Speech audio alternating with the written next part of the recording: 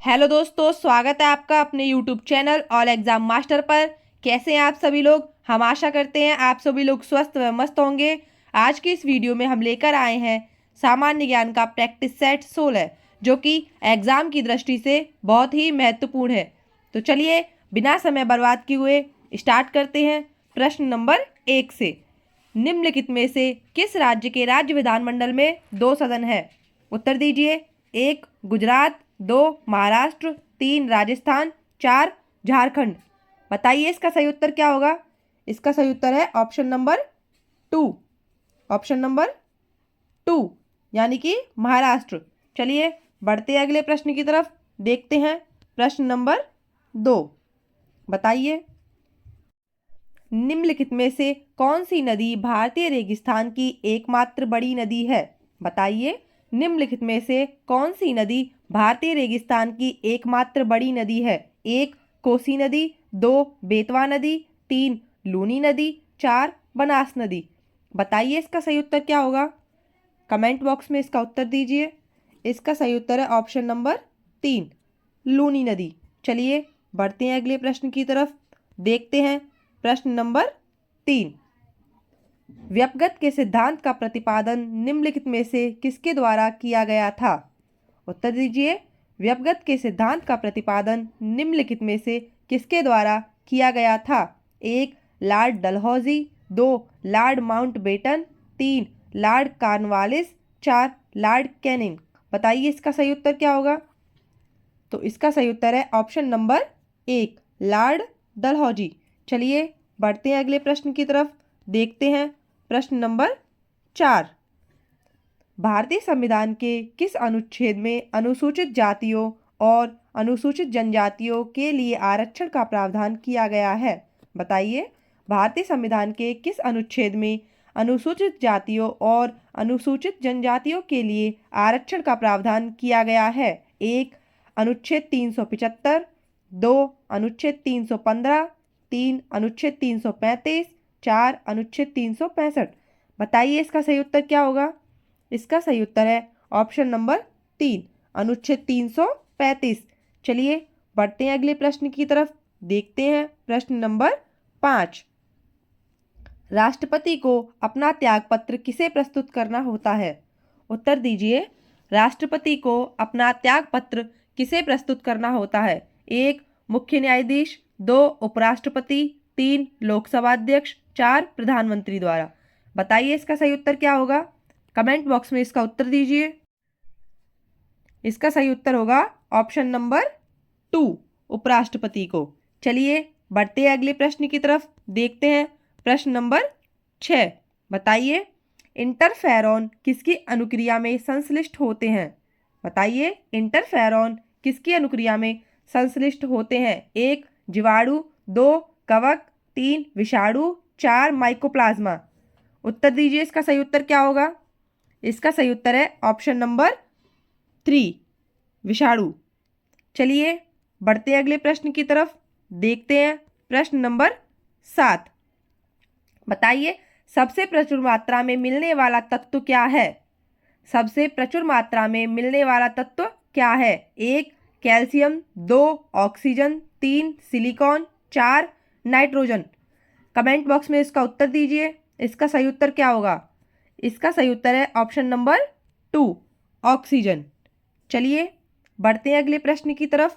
देखते हैं प्रश्न नंबर 8। बताइए रक्त स्राव को रोकने के लिए आमतौर पर किस एल्यूमिनियम लवण का प्रयोग किया जाता है? बताइए रक्त स्राव को रोकने के लिए आमतौर पर किस एल्यूमिनियम लवण का प्रयोग किया जाता है? 1 aluminium nitrate, 2 aluminium sulphate, 3 aluminium chloride, 4 potash alum. बताइए इसका सही उत्तर क्या होगा? इसका सही उत्तर है ऑप्शन नंबर 2 एल्यूमिनियम सल्फेट। चलिए बढ़ते हैं अगले प्रश्न की तरफ। देखते हैं प्रश्न नंबर 9। क्रिप्स मिशन भारत में कब आया? उत्तर दीजिए। क्रिप्स मिशन भारत में कब आया? 1 1946 में, 2 1942 में, 3 1945 में, 4 1940 में। बताइए इसका सही उत्तर क्या होगा? कमेंट बॉक्स में इसका उत्तर दीजिए। इसका सही उत्तर होगा ऑप्शन नंबर टू 1942 में। चलिए बढ़ते हैं अगले प्रश्न की तरफ। देखते हैं प्रश्न नंबर 10। बताइए दूसरे आंग्ल मैसूर युद्ध में गवर्नर जनरल कौन था? बताइए दूसरे आंग्ल मैसूर युद्ध में गवर्नर जनरल कौन था? 1 Lord Mountbatten, 2 Lord Cornwallis, 3 Warren Hastings, 4 sir John Shore. उत्तर दीजिए। इसका सही उत्तर है ऑप्शन नंबर 3 वॉरेन हेस्टिंग्स। चलिए बढ़ते हैं अगले प्रश्न की तरफ। देखते हैं प्रश्न नंबर 11। बताइए दिल्ली में हुमायूं का मकबरा किसने बनवाया था? उत्तर दीजिए। दिल्ली में हुमायूं का मकबरा किसने बनवाया था? 1 अकबर ने, 2 बाबर ने, 3 हुमायूं ने, 4 हाजी बेगम ने। बताइए इसका सही उत्तर क्या होगा? कमेंट बॉक्स में इसका उत्तर दीजिए। इसका सही उत्तर है ऑप्शन नंबर 4 हाजी बेगम ने। चलिए बढ़ते अगले प्रश्न की तरफ। देखते हैं प्रश्न नंबर 12। बताइए प्रेरक कौशल मस्तिष्क के कौन से भाग से संबंधित है? उत्तर दीजिए। प्रेरक कौशल मस्तिष्क के कौन से भाग से संबंधित है? 1 ललाट भाग, 2 वित्तीय पाली, 3 लौकिक भाग, 4 पश्चाताप भाग। बताइए इसका सही उत्तर क्या होगा? उत्तर दीजिए। इसका सही उत्तर क्या होगा? इसका सही उत्तर है ऑप्शन नंबर 1 ललाट भाग। चलिए बढ़ते अगले प्रश्न की तरफ। देखते हैं प्रश्न नंबर 13। निम्नलिखित में से मौद्रिक नीति का मुख्य उद्देश्य क्या होता है? उत्तर दीजिए। निम्नलिखित में से मौद्रिक नीति का मुख्य उद्देश्य क्या होता है?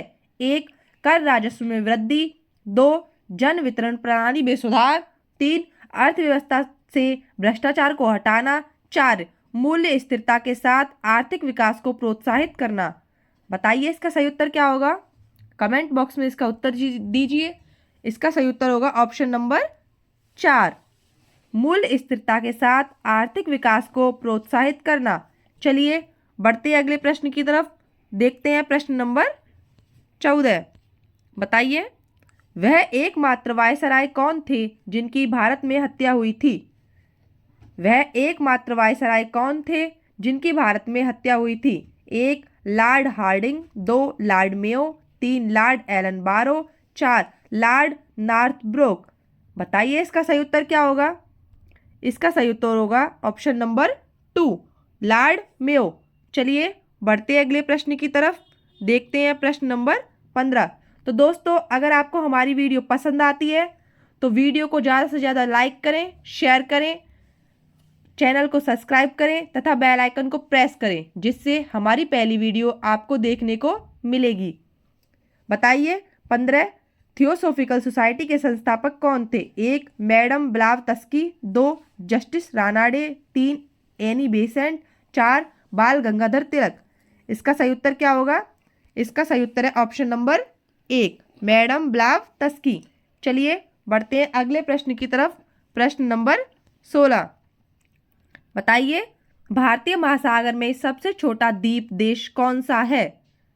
भारतीय महासागर में सबसे छोटा द्वीप देश कौन सा है? 1 मालदीव, 2 श्रीलंका, 3 मॉरिशस, 4 मेडागास्कर। बताइए इसका सही उत्तर क्या होगा? कमेंट बॉक्स में इसका उत्तर दीजिए। इसका सही उत्तर होगा ऑप्शन नंबर 1 मालदीव। चलिए बढ़ते हैं अगले प्रश्न की तरफ। देखते हैं प्रश्न नंबर 17।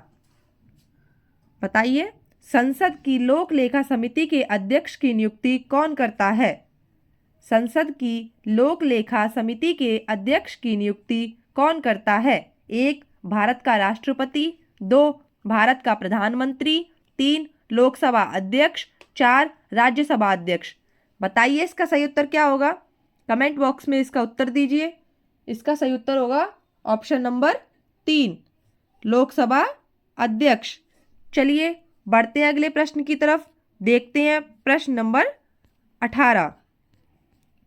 बताइए जब आप माइक्रोसॉफ्ट पहुंच प्रोजेक्ट सेव करते हैं तो आप किस फाइल फॉर्मेट का उपयोग करते हैं? बताइए जब आप माइक्रोसॉफ्ट पहुंच प्रोसेसर सेव करते हैं तो आप किस फाइल फॉर्मेट का उपयोग करते हैं? 1. .adp, 2. .xml, 3. .mbd, 4. .docx। बताइए इसका सही उत्तर क्या होगा? कमेंट बॉक्स में इसका उत्तर दीजिए। तो इसका सही उत्तर होगा ऑप्शन नंबर 1, .adp। चलिए बढ़ते अगले प्रश्न की तरफ। देखते हैं प्रश्न नंबर 19। निम्नलिखित में से विंडोज एक्सप्लोर क्या है? बताइए निम्नलिखित में से विंडोज एक्सप्लोर क्या है? 1. Drive, 2. Web browser, 3. File manager, 4. Network. बताइए इसका सही उत्तर क्या होगा? कमेंट बॉक्स में इसका उत्तर दीजिए। इसका सही उत्तर है ऑप्शन नंबर 3, फाइल मैनेजर। चलिए बढ़ते अगले प्रश्न की तरफ। देखते हैं प्रश्न नंबर 20। भारतीय संविधान के निम्नलिखित में से किस अध्याय में जनता को गारंटी मूल अधिकार दिए गए हैं? उत्तर दीजिए। भारतीय संविधान के निम्नलिखित में से किस अध्याय में जनता को गारंटी मूल अधिकार दिए गए हैं? 1. भाग दूसरा, 2. भाग पहला, 3. भाग चौथा, 4. भाग तीसरा। बताइए इसका उत्तर क्या होगा? कमेंट बॉक्स में इसका उत्तर दीजिए। तो इसका सही उत्तर होगा ऑप्शन नंबर 4, भाग तीसरा। चलिए बढ़ते हैं अगले प्रश्न की तरफ। देखते हैं प्रश्न नंबर 21। निम्नलिखित में से किस सुल्तान ने सती प्रथा रोकने का प्रयास किया था? उत्तर दीजिए। निम्नलिखित में से किस सुल्तान ने सती प्रथा रोकने का प्रयास किया था? 1. अलाउद्दीन खिलजी ने, 2. मोहम्मद बिन तुगलक ने, 3. जलालुद्दीन खिलजी ने, 4. फिरोज तुगलक ने। बताइए इसका सही उत्तर क्या होगा? कमेंट बॉक्स में इसका उत्तर दीजिए। तो इसका सही उत्तर है ऑप्शन नंबर 2, मोहम्मद बिन तुगलक ने। चलिए बढ़ते हैं अगले प्रश्न की तरफ। देखते हैं प्रश्न नंबर 22। भारतीय संविधान के किस अनुच्छेद में मुख्यमंत्री के कार्यों को परिभाषित किया गया है? बताइए भारतीय संविधान के किस अनुच्छेद में मुख्यमंत्री को परिभाषित किया गया है? 1. अनुच्छेद 166, 2. अनुच्छेद 163, 3. अनुच्छेद 164, 4. अनुच्छेद 167। बताइए इसका सही उत्तर क्या होगा? कमेंट बॉक्स में इसका उत्तर दीजिए। इसका सही उत्तर है आर्टिकल 167, ऑप्शन नंबर 4। चलिए बढ़ते अगले प्रश्न की तरफ। देखते हैं प्रश्न नंबर 15। उत्तर दीजिए। कैंसर के उपचार के लिए निम्नलिखित में से किसका प्रयोग किया जाता है? बताइए कैंसर के उपचार के लिए निम्नलिखित में से किसका प्रयोग किया जाता है? 1. फिजियोथेरेपी का, 2. कीमोथेरेपी का, 3. इलेक्ट्रोथेरेपी का, 4. साइकोथेरेपी का। उत्तर दीजिए इसका सही उत्तर क्या होगा? कमेंट बॉक्स में इसका उत्तर दीजिए। इसका सही उत्तर है ऑप्शन नंबर 2, कीमोथेरेपी का।